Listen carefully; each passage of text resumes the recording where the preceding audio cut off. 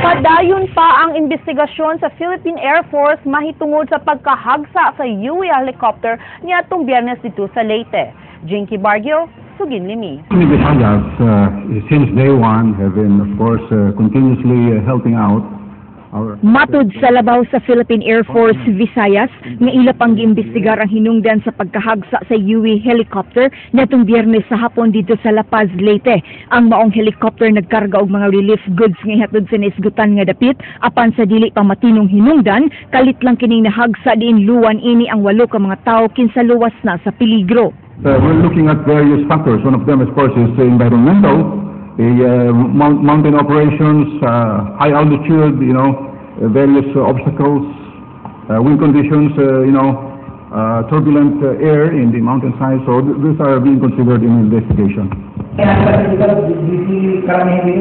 Giklaro sa mga kadagkuan sa Air Force nga ang sakay sa maong helicopter mao ang 2 ka mga piloto, 2 ka crew ug 4 ka mga sibilyan, din 2 kanila mga sakop sa DSWD.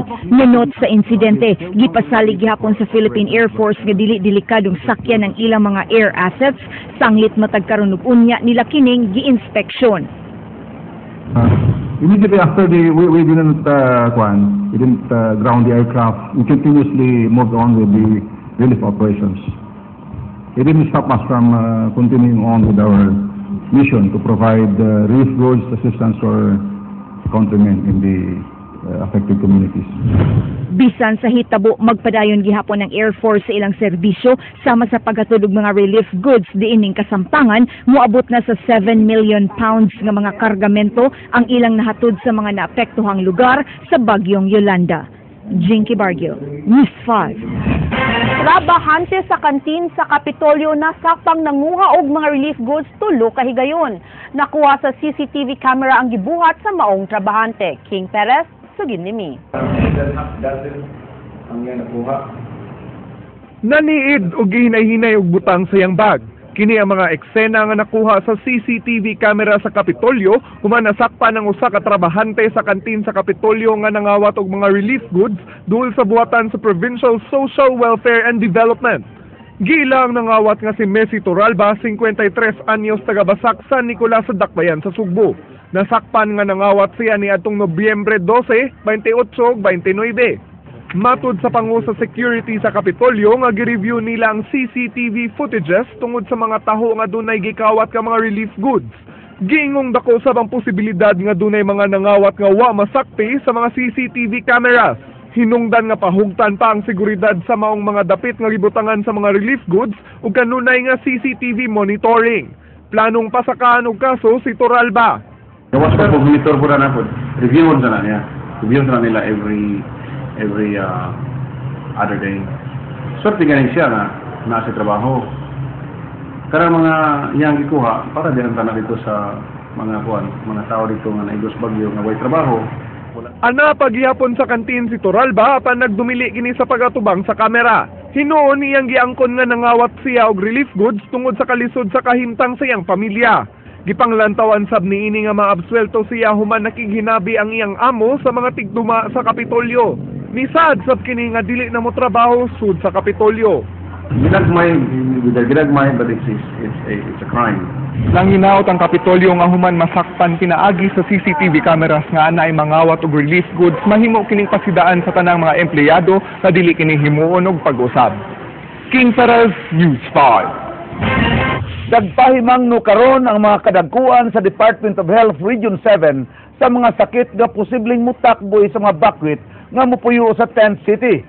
Ipahibaw kaganina sa Assistant Regional Director sa DOH-7 nga tungod sa nimutangan sa mga tents sa SRP, din makita ang kainit sa panahon, posibleng matud pa nga magkasakit ang mga evacuees og acute respiratory diseases, mga open wounds, hypertension, skin diseases ug hilanat.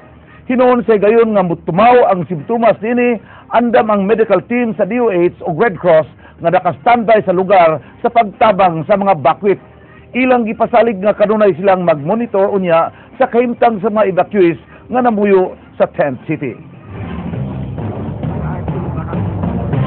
There are medical teams assigned by the City Health Office, and the department is just monitoring the area as far as sanitation and hygiene. Yeah.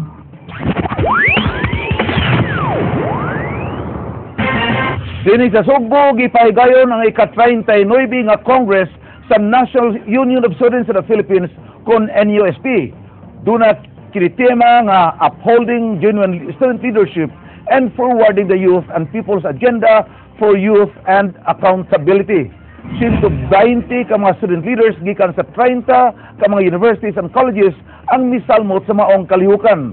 Gawa sa panawagan nga paminosa ang tuition fees o pagdugang sa budget alang sa edukasyon, sunod tuig, gitungha sab sa mga student leaders nga ipadayon ang pakigbisog bisan pa nga nahimong unconstitutional ang Priority Development Assistance Fund kon PIDAF. Kung matanggal man iyon, sa sama-samang pagkilos ng mga kabataan ay kailangan pa rin i-ensure na yung paggagamitan ng pera ay may ilaalaan sa social services tulad ng edukasyon, kalusugan, agrikultura.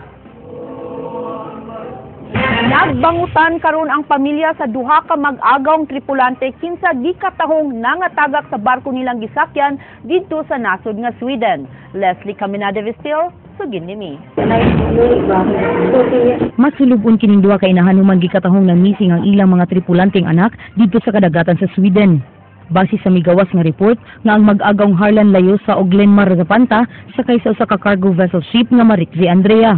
Ging nang limpyo sa barko ang duha ug gikatahong natagak sila sa barko. Gaduda ang asawa ni Harlan ug ang inahan ni Glenmar nga adunay laing nahitabo og posibleng gituyo ang pagtagak sa mag-agaw. So far wala jud siya tignan ako nga nay naglagot mo bitong ganahan sa nga barko kay more family lagi lang treatment sa kuan sila tanan didto. Nay daghan nga ingon nga nangutana is mo ba kuno nay kuan resulta ni tukmod ba siya.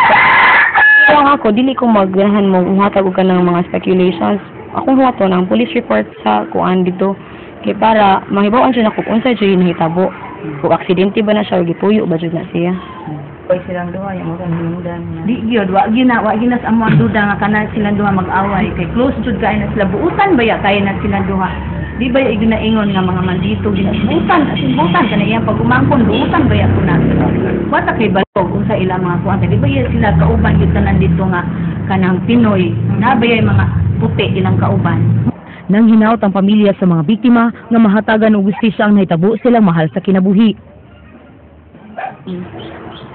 Ang ako kay positive naman jud ko. Ang ako huna is kay dili man open si ang basic naot ko nga naragid sila sa kasi natrap na sa island naray mo tawag nako mo text nako nga naa sila safe ra sila. Ang hinaot ni nga di pa maabot ang Pasko nga makita na mo ang iyang lawas o tagaan untag kabangan ni sa gobyerno nga tagaan og justisya ang among anak. Kay dili gyud ni makadawat pa gyud mga panahon na tungod ana nga Nasayran nga si Glenmar usa pa kabuwang mitrabaho sa Royal Wagon Board uban sa iyang ig-agaw nga si Harlan kinsa 5 na katuig sa mong kumpanya. Sila yo sa lumad nga taga Barili samtang si Zapanta taga Dumanhog. Ang amahan ug ginahan nilang Harlan ug Glenmar nang hinaot nga makit-an ang ilang mga anak.